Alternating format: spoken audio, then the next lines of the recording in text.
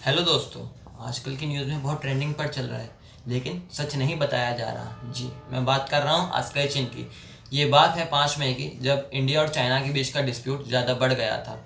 तब से ये डिस्प्यूट चलता ही जा रहा है और हर साल कभी ना कभी ऐसा ही कुछ देखने को मिलता है। पर तब ये इंडिया और चाइना की ही प्रॉब्लम हुआ करती थी, पर अब ये पूरी दुनिया में एक ग्लोबल इशू के तौर पे आया है, क्योंकि चाइना ने अपनी फोर्स 4,500 ट्रूप आस्का चीन में डिप्लॉय कर दिए हैं, और जो ये इंडिया के लिए बहुत गलत बात है।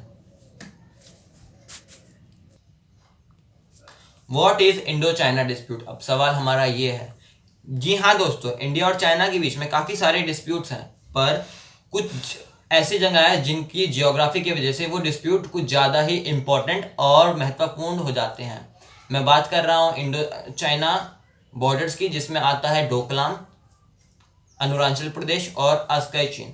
आस्का चीन भारत का हिस्सा हुआ करता था। 1962 की लड़ाई में जब इंडो चाइना युद्ध हुआ था, उसमें चाइना ने अपना कब्जा इंडो चाइना आस्का चीन के ऊपर कर लिया था। तब से आज तक एडमिनिस्ट्रेशन चाइना की चल रही है आस्का चीन के ऊपर।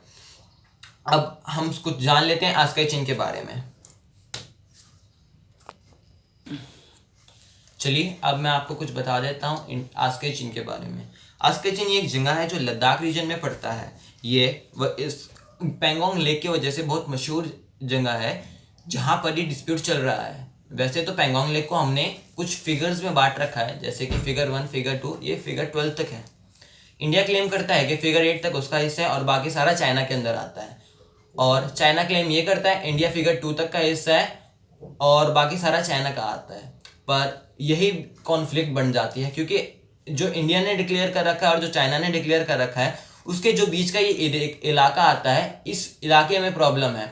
ये करीबन करीबन 10 से 12 किलोमीटर का एरिया है और एलएसी से डिवाइड करता है, क्योंकि दोनों देशों ने अपनी अपनी एलएसी बना रखी है, इसलिए ये प्रॉब्लम होती है। अब आस्का चीन के थोड़ा इतिहास भी जान लीजिए। ये बात है सन 1962 की, जब इंडो चाइना वॉर हुई थी और जिसमें इंडिया हार गया था और चाइना जीत गया था। तब से चाइना ने अपना कब्जा आस्का चीन पे कर रखा है और ये सिन जिनपिंग का एक टेरिटरी है। और ये बहुत स्ट्रेटेजिकली बहुत इंपॉर्टेंट लोकेशन है, क्योंकि अधिकतर 1/3 जो अटैक होते हैं इंडिया के ऊपर चाइना की तरफ से, वो इसी जगह से किए जाते हैं।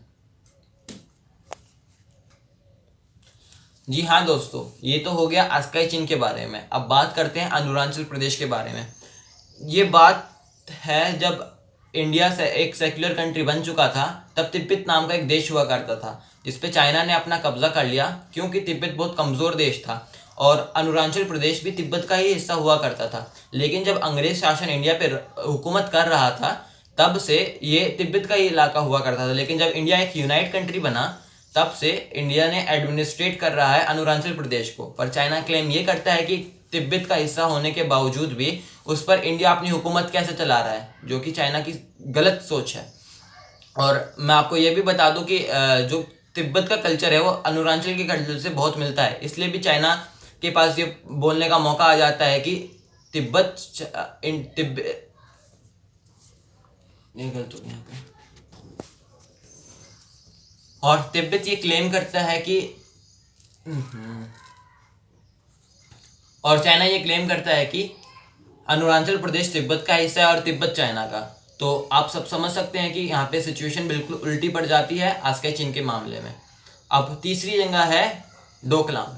डोकलाम ये बहुत ही इंपॉर्टेंट जगह है, ट्री लोकेशन कह सकते हो आप, क्योंकि इधर हिंदुस्तान, भूटान और चाइना तीनों मिलते हैं। और ये चाइना और भूटान का इशू था, लेकिन इंडिया ने इसमें एंट्री ले ही ली।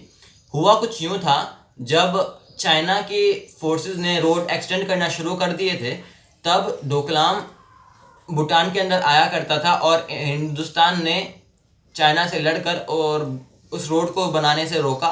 और तब से इंडिया और भूटान के रिलेशन काफ़ी अच्छे हुए हैं, जिसकी वजह से हम इंडिया उसमें एंट्री ले ही लेता है। अब डोकलाम की इम्पोर्टेंस क्या है? मैंने जैसे कि आपको बताया कि ये बहुत ही इम्पोर्टेंट लोकेशन है, क्योंकि सिक्किम, भूटान और चाइना तीनों यहाँ पर मिलते हैं। उसके बाद ये तीनों यहाँ पर चांसेस हैं अटैक होने के चाइना से, क्योंकि यहाँ पे हमारी इंडियन फोर्स जो डिप्लॉय की गई है वहाँ पर भी चाइना की काफ़ी ज़्यादा फोर्स है, तो इसलिए यहाँ से भी अटैक होने के चांसेस ज़्यादा होते हैं। और ये एक बहुत स्ट्रेटेजिक लोकेशन है क्योंकि ये 3 लोकेशन है। और चलो ये बात तो हो गई तीनों डिस्प्यूटेड एरिया की। अब बात करते हैं डिस्प्यूट हुए क्यों हैं, why are this disputed happens. चला जाओ इसकी एक बार दोबारा करना है।